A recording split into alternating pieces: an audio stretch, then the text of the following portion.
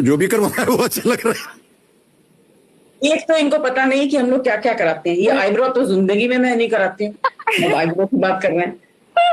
मेरे बाल सारे सफेद है, मैं कराऊंगी क्या? उनको थोड़ा सा सजा हो जाकर कैसे? नहीं, कभी नहीं। और जहां रहे बात खाने की, don't start. Less said the better. Yes, पूछ लिया उन्होंने कि भाई क्या हम खाना? लंच खा रहे होते हैं, पापा ब्रेकफास्ट खाते हैं उस वक्त। डिनर उनका कुछ, हम कुछ ऑर्डर अलग देते ही हैं, पापा time फिर पे। फोन करके कहते हैं कि नहीं, I think I have soup today and may be pizza.